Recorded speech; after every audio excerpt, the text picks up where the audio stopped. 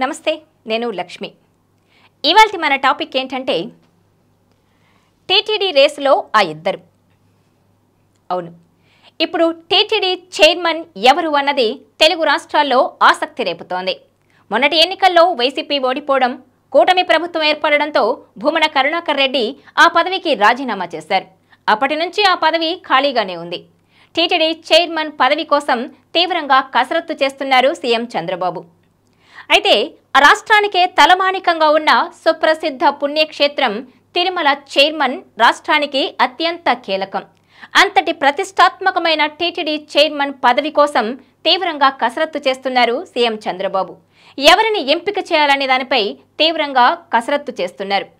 అయితే ఈ నేపథ్యంలోనే టీటీడీ చైర్మన్ ఎవరు అన్నదానిపై రకరకాల పేర్లు తెర మీదకొచ్చాయి. ఈ వీడియో మీకు నచ్చినట్లయితే please share, like and subscribe R24 Telugu. ముందు డిప్యూటీ సీఎం పవన్ కళ్యాణ్ సోదరుడు నాగబాబు పేరు తెర మీదకొచ్చింది. టీటీడీ చైర్మన్ రేసులో నాగబాబు ఉన్నారంటూ ప్రచారం సాగింది. అయితే ఈ వార్తలను కొట్టిపారేశారు నాగబాబు. టీటీడీ చైర్మన్ రేసులో తాను లేనని వివరణ ఇచ్చారు. ఆ తర్వాత కేంద్ర మాజీ మంత్రి అశోక్ గజపతిరాజు, అలాగే రఘురామకృష్ణంరాజు, అలాగే పిఠాపురం టీడీపీ నేత వర్మ పేర్లు తెర మీదకొచ్చాయి.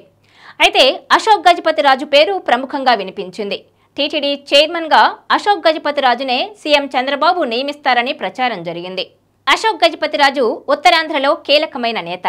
ఆయన సింహాచలంతో పాటు ఉత్తరాంధ్రలోని పలు దేవాలయాలకు ధర్మకర్తగా ఉన్నారు. ఈ పరిస్థితుల్లోనే ఆధ్యాత్మిక నేపథ్యం ఉన్న అశోక్ గజపతిరాజును టీటీడీ చైర్మన్ గా నియమిస్తే టీటీడీ ప్రతిష్ట ఇనుమడిస్తుందని, అలాగే సామాన్యులకు వెంకన్న దర్శనం అందుబాటులో ఉంటుందన్న ఆలోచనతో అశోక్ గజపతిరాజునే టీటీడీ చైర్మన్ గా నియమించాలని చంద్రబాబు యోచనలో ఉన్నట్టు తెలుస్తోంది.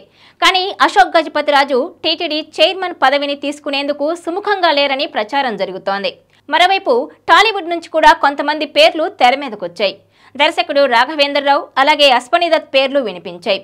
ఇప్పుడు తాజాగా మురళీమోహన్ పేరు వినిపిస్తోంది. మురళీమోహన్ అటు ఎన్టీఆర్ కుటుంబానికి, ఇటు టీడీపీకి సన్నిహితంగా ఉంటారు. ఈ నేపథ్యంలోనే టీటీడీ చైర్మన్ పదవిని మురళీమోహన్కి ఇస్తారన్నట్టు ప్రచారం సాగుతోంది. అయితే గత ప్రభుత్వం తిరుమలలో వ్యవహరించిన తీరుపై పెద్ద ఎత్తున విమర్శలొచ్చాయి. తిరుమలను రాజకీయంగా వాడుకున్నారన్న ఆరోపణలు వచ్చాయి. అంతేకాకుండా కాసులకు కక్కుర్తిపడి తమకు నచ్చిన వారికి దర్శనాలు చేయించారన్న అపవాదు మూటగట్టుకుంది.